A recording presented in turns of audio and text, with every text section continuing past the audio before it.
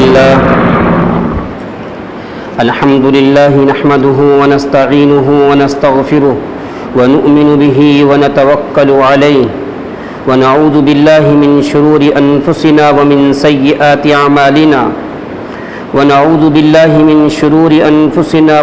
سيئات أعمالنا من يهده الله فلا مضل له ومن يضلله فلا هادي له ونشهد أن لا إله إلا الله وحده لا شريك له ونشهد أن سيدنا ومولانا محمدا عبده ورسوله قال الله تبارك وتعالى في كلام المجيد والفرقان الحميد أعوذ بالله من الشيطان الرجيم بسم الله الرحمن الرحيم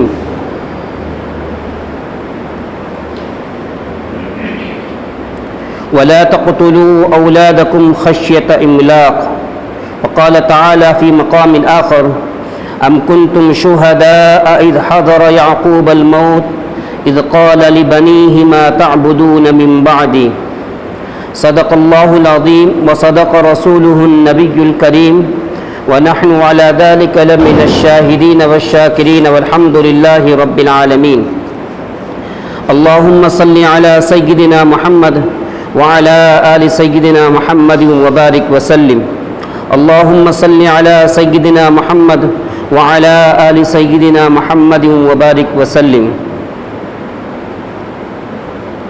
محترم بزرگ اور دوستو، یہ دنیا فانی ہے۔ اللہ تبارک و تعالی نے اس دنیا کے اندر جتنی چیزوں کو پیدا فرمایا ہے، ہر چیز ایک نہ ایک دن فنا ہونے والی ہے۔ انسان خواہ کتنا ہی بڑا کیوں نہ بن جائے، چاہے پوری دنیا کی بادشاہت اس کو مل جائے، ایک نہ ایک دن اس کے اوپر بھی فنائیت آنے والی ہے۔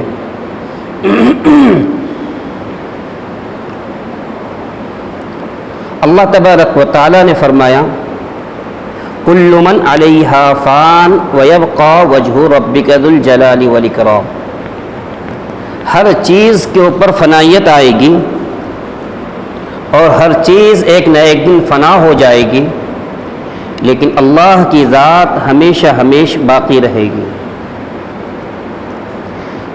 اس دنیا کے اندر اللہ تبارک و تعالی نے بے شمار رحمتیں حضرت انسان کے اوپر فرمائی۔ اللہ کی رحمتیں 24 گھنٹہ انسان کے اوپر برس رہی ہیں۔ اسی کو اللہ تبارک و تعالی نے دوسری جگہ فرمایا اللہ کی نعمتوں کے اندر سے اگر کوئی انسان ایک نعمت کا بھی شکر ادا کرنا چاہے، ایک نعمت کو بھی اگر گننا چاہے تو انسان اس کو نہیں گن سکتا۔ اسی کو اللہ نے فرمایا وَإِن تَعُدُّوا نِعْمَةَ اللَّهِ لَا تُحْصُوهَا، اگر تم اللہ کی ایک نعمت کا احاطہ کرنا چاہو، احصاء کرنا چاہو تو نہیں کر سکتے۔ اللہ تبارک و تعالی نے ایک ضابطہ متعین کر دیا ہے، وہ ضابطہ یہ ہے جب انسان اللہ کی نعمتوں کا شکر ادا کرتا ہے، اللہ تبارک و تعالی اس کی نعمتوں کے اندر اضافہ فرماتے ہیں، نعمتوں کو اور بڑھا دیتے ہیں۔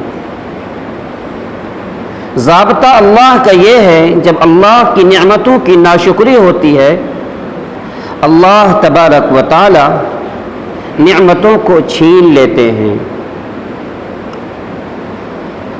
قرآن کریم کے اندر اللہ تبارک و تعالی نے بے شمار قصے بیان فرمائے۔ قرآن کریم کے اندر اللہ تبارک و تعالی نے جو قصے بیان فرمائے، یہ قصوں کی کتاب نہیں ہے، بلکہ اللہ تبارک و تعالی کی ہر قصے سے انسان کو سبق حاصل کرنا چاہیے۔ اللہ رب العزت نے قرآن کریم کے اندر سورہ قوم سبا کے نام سے ایک پوری سورت نازل فرما دی۔ قوم سبا کو اللہ تبارک و تعالیٰ نے بے شمار نعمتوں سے نوازا تھا، حتیٰ کہ مفسرین نے لکھا ہے ان کے باغات کے اندر اگر کوئی آدمی خالی ٹوکری لے کر اس باغ سے گزرتا تو گزرتے گزرتے اس کی ٹوکری پھلوں سے بھر جایا کرتی تھی۔ اسی کو اللہ تبارک و تعالیٰ نے قرآن کریم میں فرمایا لَقَدْ كَانَ لِسَبَإٍ فِي مَسْكَنِهِمْ آيَةٌ جَنَّتَانِ عَنْ يَمِينٍ وَشِمَالٍ كُلُوا مِن رِزْقِ رَبِّكُمْ وَاشْكُرُوا لَهُ بَلْدَةٌ طَيِّبَةٌ وَرَبٌّ غَفُورٌ۔ قوم سبا کا تذکرہ کرتے ہوئے اللہ تبارک و تعالیٰ نے قوم سبا کی بستی کو اللہ تبارک و تعالیٰ نے بلدۃ طیبہ فرمایا، رحمت والی بستی، برکت والی بستی۔ قوم سبا کو اللہ تبارک و تعالیٰ نے اتنے انعامات سے نوازا تھا کہ ان کے باغات کے اندر حشرات الارض کا پیدا ہونا ناممکن تھا، کوئی موذی جانور ان کے وہاں نہیں تھا، حتیٰ کہ اگر کوئی انسان باہر سے آتا اس کے اوپر بیکٹیریاز ہوتے، اس کے اوپر جوئیں ہوتی، تو اس بستی کے اندر آنے کے بعد وہ جوئیں وہ بیکٹیریاز مر جایا کرتے تھے۔ اللہ تبارک و تعالیٰ نے اتنی نعمتیں قوم سبا کو عطا فرمایا۔ آگے اللہ فرماتا ہے اللہ تبارک و تعالیٰ نے قوم سبا کے اندر اتنی ٹیکنالوجی عطا فرمائی کہ انہوں نے پہاڑوں کے بیچ کے اندر بہت بڑا ڈیم بنا دیا، اور اس ڈیم کے چھوٹی چھوٹی نالیاں، چھوٹی چھوٹی کیاریاں اپنے باغات کے اندر پھیلا دی۔ اس کی وجہ سے ان کے باغات ہمیشہ ہرے بھرے رہا کرتے تھے۔ لیکن جب قوم سبا نے اللہ کی نافرمانی کی، اللہ کی نعمتوں کی روگردانی کی، تو اللہ تبارک و تعالیٰ نے آگے فرمایا فَأَعْرَضُوا فَأَرْسَلْنَا عَلَيْهِمْ سَيْلَ الْعَرِمِ، اللہ تبارک و تعالیٰ نے پانی کا سیلاب ان کے اوپر بھیج دیا۔ یعنی وہ جو ڈیم انہوں نے بنایا تھا فائدہ حاصل کرنے کے لیے، وہ جو ڈیم انہوں نے بنایا تھا، پانی کا اسٹوریج جو انہوں نے کیا تھا کہ باغ کو پانی دینے کے لیے، وہی ڈیم ان کے لیے ہلاکت اور بربادی کا ذریعہ بن گیا۔ اللہ تبارک و تعالیٰ نے وہ ڈیم کے پانی کو پورے بستی کے اندر پھیلا دیا، جس کی وجہ سے پورے باغات تہس نہس ہو گئے۔ ان باغات کے ذریعے باغات کی جگہ پہ اب کانٹے دار درخت پیدا ہو گئے۔ اللہ تبارک و تعالیٰ نے پوری قوم کو برباد کر دیا۔ تو اللہ کا ضابطہ یہ ہے کہ جب کوئی قوم اللہ کی دی ہوئی نعمتوں کی شکر گزاری کرتی ہے تو اللہ تبارک و تعالیٰ اس کی نعمت کے اندر اضافہ فرماتے ہیں، اس کی نعمت کے اندر اللہ تبارک و تعالیٰ برکتیں پیدا فرما دیتے ہیں۔ ان تمام نعمتوں کے اندر سے اللہ تبارک و تعالیٰ کی ایک نعمت اولاد کی نعمت ہے۔ اولاد کی نعمت اللہ تبارک و تعالیٰ کی، ہر انسان کو اللہ تبارک و تعالیٰ نے اولاد عطا فرمایا ہے۔ اولاد اللہ کی بہت بڑی نعمت ہے، اولاد اللہ کی بہت بڑی نعمت ہے۔ آپ صلی اللہ علیہ وسلم نے اولاد کے بارے میں فرمایا، لڑکوں کے بارے میں فرمایا، لڑکے جنت کی خوشبو ہوا کرتے ہیں، لڑکے جنت کی خوشبو ہوا کرتے ہیں۔ ایک مرتبہ اولاد کے بارے میں آپ نے فرمایا اے امیر المؤمنین کہ اولاد جو ہوتی ہے یہ انسان کے پھل ہوتے ہیں، انسان کے دلوں کے پھل ہوتے ہیں۔ جیسے ایک درخت کے اوپر بہت سارے پھل نکلتے ہیں اور پھل سے انسان فائدہ اٹھاتا ہے، ایسے ہی اللہ تبارک و تعالیٰ نے اولاد بہت بڑی نعمت عطا فرمائی ہے۔ اولاد ہمارے لیے پھل ہیں، اولاد ہمارے لیے طاقت ہے، اولاد ہمارے لیے بازو ہے، بڑھاپے کا سہارا ہے، اس لیے اولاد کی قدر کرنی چاہیے۔ اولاد کے متعلق اللہ تبارک و تعالیٰ نے انبیاء علیہم الصلاۃ والسلام نے اولاد کے لیے اللہ تبارک و تعالیٰ سے دعائیں مانگی ہیں۔ حضرت زکریا علیہ نبی علیہ الصلاۃ والسلام کی کفالت کے اندر مریم علیہ الصلاۃ والسلام رہا کرتی تھی۔ جب مریم علیہ الصلاۃ والسلام کے حجرے میں حضرت زکریا علیہ الصلاۃ والسلام داخل ہوتی حضرت زکریا علیہ السلام جاتے تو جانے کے بعد دیکھتے وہاں بے موسم پھل نظر آ رہے ہیں۔ مریم علیہ السلام کے پاس بے موسم پھل ہیں۔ اس زمانے کے اندر کولڈ اسٹور کا زمانہ نہیں ہوا کرتا تھا، پھلوں کو اسٹوریج نہیں کیا جاتا تھا، لیکن پھر بھی اللہ تبارک و تعالی حضرت مریم علیہ السلام کو بے موسم پھل دے رہے ہیں۔ جب بار بار اللہ تبارک و تعالی نے قرآن کریم کے اندر فرمایا کلما دخل علیہا زکریا المحراب، زکریا علیہ السلام جب بھی مریم علیہ السلام کے حجرے کے اندر داخل ہوتے، حجرے میں جاتے ہیں تو وہاں ہر قسم کے پھل پاتے ہیں۔ زکریا علیہ السلام سے رہا نہ گیا، زکریا علیہ السلام نے مریم علیہ السلام سے پوچھ لیا انا لکی ھذا، انا لکی ھذا، کہ اے مریم یہ تمام کے تمام پھل کہاں سے آ رہے ہیں؟ راستے سے اندر کوئی باہر سے کوئی اندر انٹری نہیں کرتا، باہر سے دروازہ بند رہتا ہے، تمہارے پاس یہ قسم قسم کے پھل، بے موسم پھل تمہارے پاس کہاں سے آ رہے ہیں؟ انا لکی ھذا۔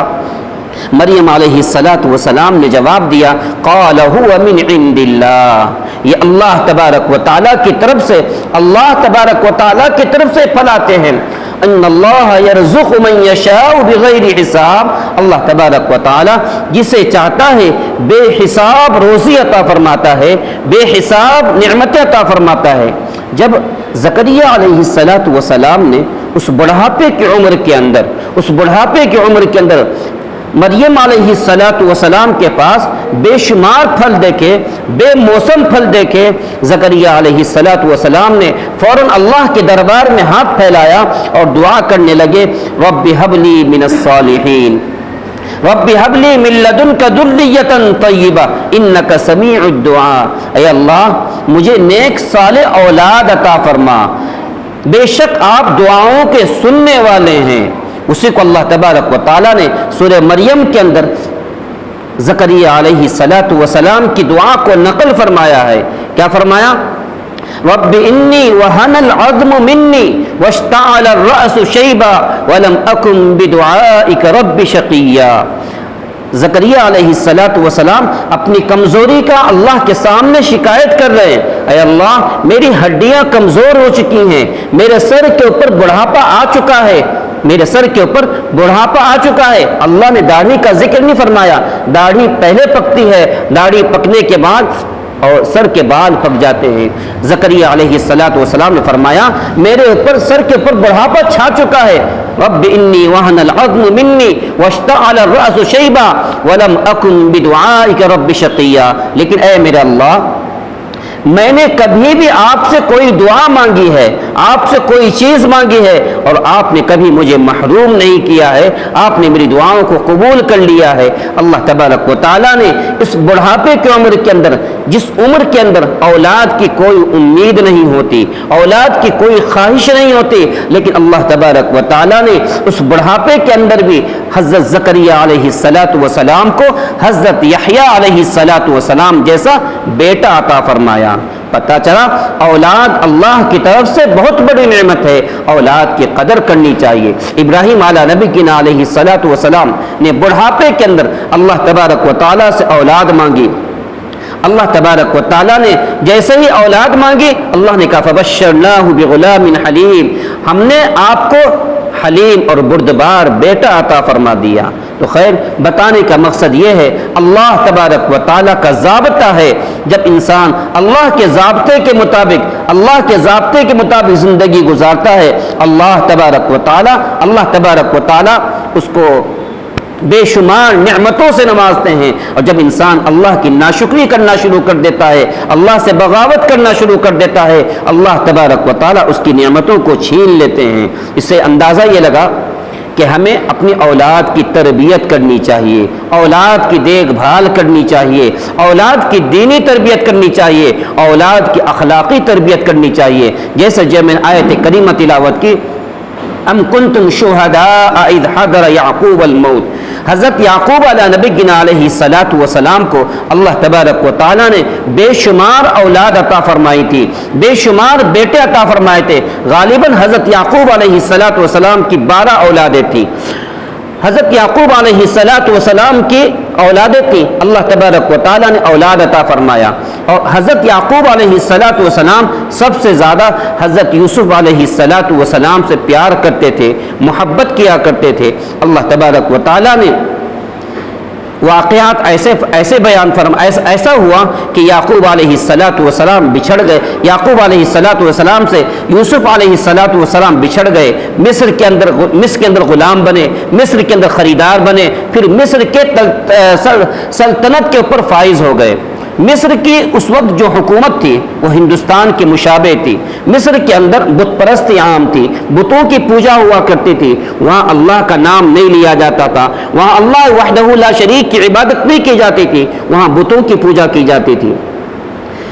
یوسف علیہ السلام جب تخت شاہی کے اوپر جلوہ افروز ہوئے، اللہ تبارک و تعالیٰ نے ہر طرف قحط سالی پیدا فرما دی۔ اللہ تبارک و تعالیٰ نے کچھ واقعات ایسے پیدا فرمائے، کچھ سلسلے ایسے پیدا فرما دیے کہ یعقوب علیہ السلام اور ان کے تمام بھائی، پورے کے پورے خاندان مصر کے اندر آ کر بس گئے۔ اللہ تبارک و تعالیٰ نے اس آیت کے اندر اسی کو تذکرہ فرمایا، ام کنتم شہداء اذ حضر یعقوب الموت، اے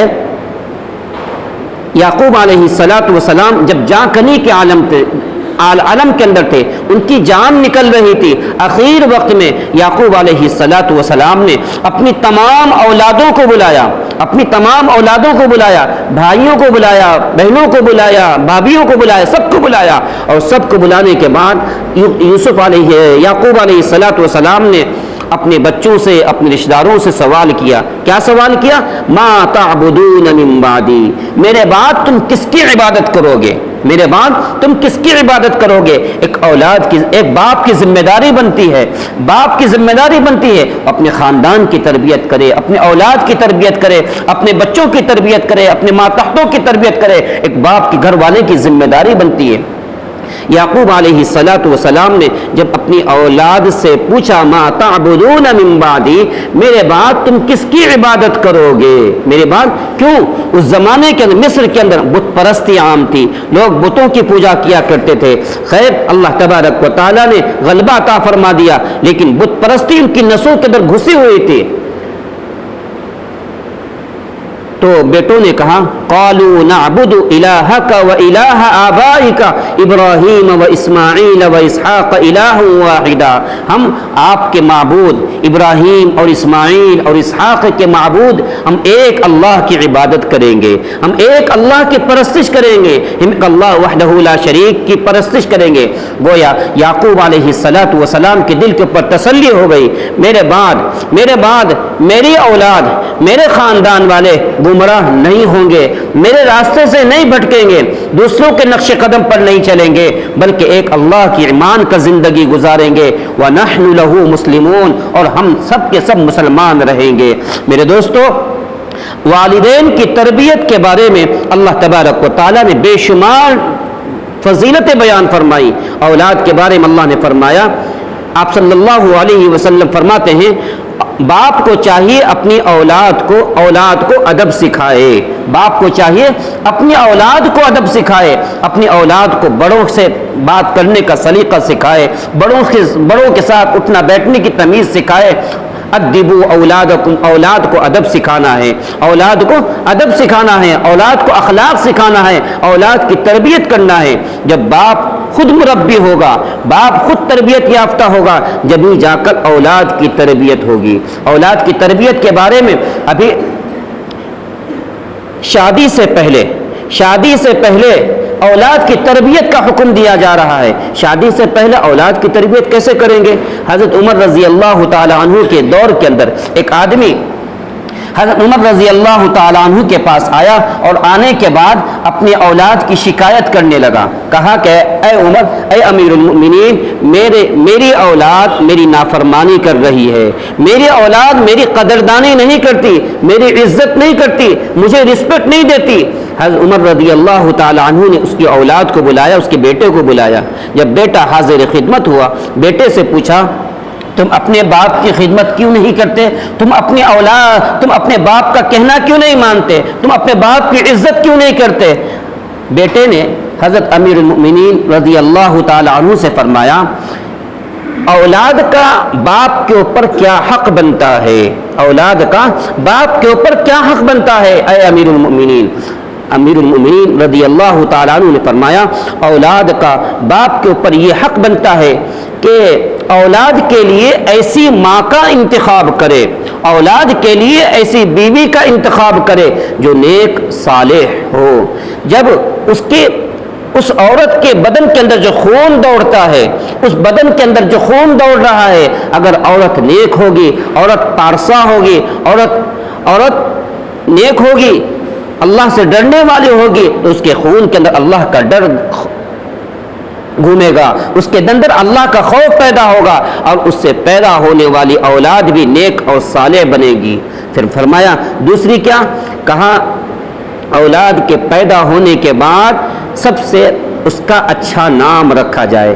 پہلا اولاد کے لیے اچھے گہوارے کا انتظام کرے، اچھے گود کا انتظام کرے، اچھی ماں کا انتخاب کرے، اور دوسرا جب اولاد پیدا ہو جائے اولاد کا نام اچھا رکھے۔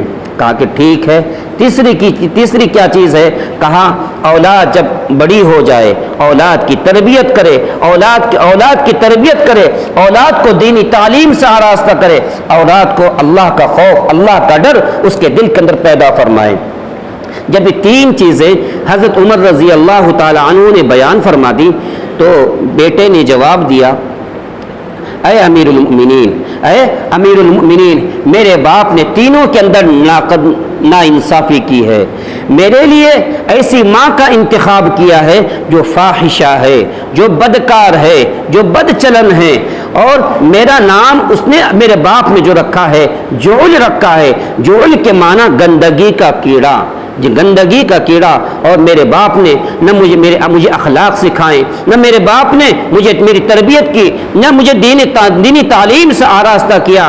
حضرت عمر رضی اللہ تعالیٰ عنہ نے باپ کو تنبیہ دی، جب تم نے اپنی اولاد کے حق میں تینوں چیزوں کے اندر ناانصافی کی ہے، اب تمہیں چاہیے تم اپنی اولاد سے امید اور اپنی اولاد سے آس لگا کر مت رکھا کرو۔ میرے دوستو پتہ یہ چلا اولاد کی تربیت کے اوپر بہت زیادہ ایفیکٹ پڑتا ہے، بہت زیادہ اثر پڑتا ہے۔ آج کل عریانیت کا دور ہے، ایسا ماحول چل رہا ہے کہ اگر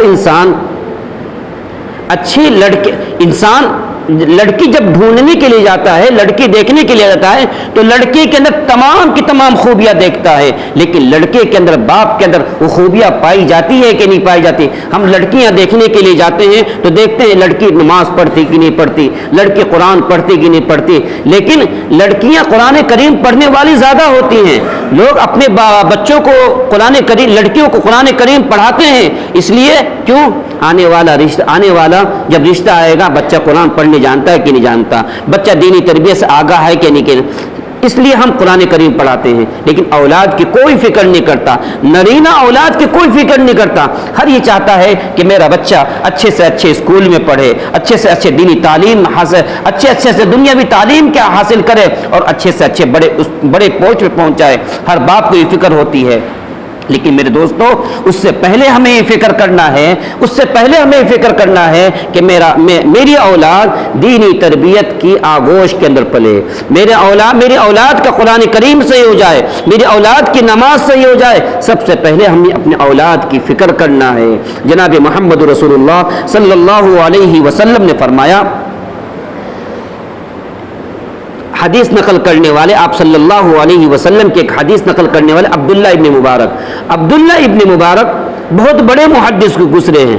ہر محدث کے اوپر کسی نے ٹپنی کی ہے، نقطہ چینی کی ہے، کلام کیا ہے، لیکن عبداللہ ابن مبارک اتنی بڑی شخصیت کسی نے بھی ان کے اوپر کوئی کلام نہیں کیا۔ عبداللہ ابن مبارک کے والد کیا کرتے تھے؟ ایک باغ کی چپراسی کیا کرتے تھے، دیکھ بھال کیا کرتے تھے، وہاں واچ مین کا کام کیا کرتے تھے۔ ایک مرتبہ باغ کا مالک ان کے پاس آیا، مبارک کے پاس، اور کہا کہ مبارک مجھے پیاس لگی ہے، مجھے جوس پلا دو، مجھے جوس پلا دو۔ جوس پلانے کے لیے گئے، ایک انار کا جوس نکالا، لا کر پیش کر دیا، پیا تو کھٹا نکلا۔ دوسرے انار کہا کہ یہ تو کھٹا ہے، کہا دوسرا لے کر آؤ۔ دوسری مرتبہ گئے تو ترش نکلا۔ تیسری مرتبہ نکلے وہ بھی کھٹا نکلا۔ باغ کے مالک نے کہا مبارک تمہیں کتنے سال ہو گئے چپراسی رکھ کر باغ کی دیکھ بھال کرتے ہوئے، لیکن تم کو ابھی تک یہ بھی پتہ نہیں کس درخت کا پھل میٹھا ہے اور کس درخت کا پھل کڑوا ہے۔ مبارک نے جواب دیا، عبداللہ ابن مبارک کے والد مبارک نے جواب دیا، حضور آپ نے باغ کی دیکھ بھال کے واسطے مجھے خدمت پر مامور کیا ہے، میں نے آج تک کسی پھل کے درخت کو چکھ کر بھی نہیں دیکھا۔ جب مالک نے دیکھا اوہو اتنا بڑا آدمی، خیر عبداللہ ابن مبارک کو اس نے مبارک کو وہاں سے اٹھایا اور اپنے گھر کے ایک حجرے کے اندر لے جا کر رکھ دیا، کہا کہ یہاں پر آپ رہا کریں، یہاں میری دیکھ بھال کریں اور یہاں پر اللہ کی عبادت کیا کریں۔ ایک مرتبہ دیکھا کہ مالک بہت پریشان ہے۔ جب انسان ٹینشن کے اندر ہوتا ہے ادھر جاتا ہے ادھر جاتا ہے، کبھی ادھر بیٹھتا ہے کبھی ادھر بیٹھتا ہے، دیکھا مالک پریشان ہے، چہرے پہ پسینہ آیا ہوا ہے۔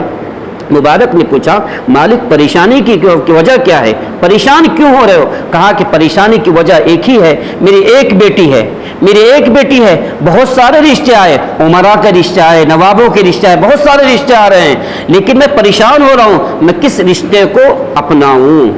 مبارک نے کہا اس میں کون سی بڑی بات ہے، یہود و نصارہ مال کی بنیاد پر شادی کیا کرتے ہیں، مجوسی خاندان کی بنیاد پر شادی کرتے ہیں، عیسائی خوبصورتی کی بنیاد پر شادی کرتے ہیں۔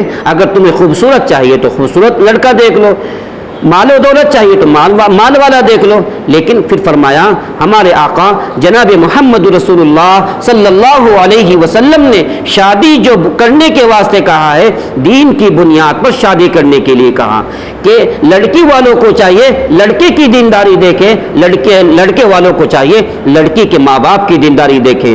جب ایک دوسرے کی دینداری کر کے شادی کریں گے پھر اس سے ہونے والی جو اولاد ہوگی وہ اولاد نیک صالح ہوگی۔ خیر مالک اٹھا گھر میں گیا، بیوی سے مشورہ کیا، مشورہ کرنے کے بعد آنے کے بعد اس نے کہا کہ مبارک تمام کے تمام رشتوں پر میں نے غور کیا اور غور کرنے کے بعد میری بیوی میری بیٹی اس نتیجے پر پہنچے کہ مبارک جیسا تقوی والا انسان، مبارک جیسا بزرگ انسان اس دھرتی کے اوپر کوئی میری نظر سے نہیں گزرا ہے، نمازی ہے، سب اچھے، لیکن تمہارے جیسا تقوی والا کہ اتنی دن تک میں نے تمہیں اپنے باغ کے اندر رکھا ایک پھل کو بھی تم نے چکھا نہیں، میں چاہتا ہوں کہ اپنی بیٹی کی شادی میں تمہارے سے کر دیتا ہوں۔ میرے دوستو انہوں نے منظور کر لیا، منظور کرنے کے بعد بیٹی ہوئی، اسی سے عبداللہ ابن مبارک پیدا ہوئے۔ عبداللہ ابن مبارک امام بخاری کے استاذ ہیں، عبداللہ ابن مبارک امام ابو حنیفہ کی شاگرد ہیں۔ میرے دوستو جب ماں باپ نیک ہوتے ہیں اولاد نیک ہوتی ہے، اس لیے ہم سب کو چاہیے کہ ہم سب اپنی اولاد کی تربیت کریں، اولاد کو دینی تعلیم سے آراستہ کریں، اولاد کے دل کے اندر اللہ کا خوف، اللہ کی خشیت پیدا کرنے کی کوشش کریں۔ اور ہر ماں باپ کو چاہیے اپنی اولاد کے سامنے گالی گلوچ کرنا، اپنی اولاد کے سامنے غلط حرکتیں کرنا، اپنی اولاد کے سامنے بیہودہ حرکتیں کرنا۔ جب بیٹا دیکھے گا اپنے باپ کو کہ میرا باپ گالی دے رہا ہے، میرا باپ ماں بہن کی گالی دے رہا ہے، تو بیٹا بھی خود ماں بہن کی گالی سیکھے گا۔ اس لیے میرے دوستو ہر باپ کی ذمہ داری ہوتی ہے اولاد کی تربیت کرے۔ اولاد باقیات الصالحات میں سے ہے، اولاد ذخیرہ آخرت ہے۔ جب اولاد کی صحیح تربیت کریں گے مرنے کے بعد یہ اولاد ہمارے لیے ذخیرہ آخرت بنے گی، نہیں تو یہ اولاد ہمارے لیے وبال جان بن جائے گی۔ اللہ تبارک و تعالی ہم سب کو کہنے سے زیادہ عمل کرنے کی توفیق عطا فرمائے۔ وآخر دعوانا الحمدللہ رب العالمین۔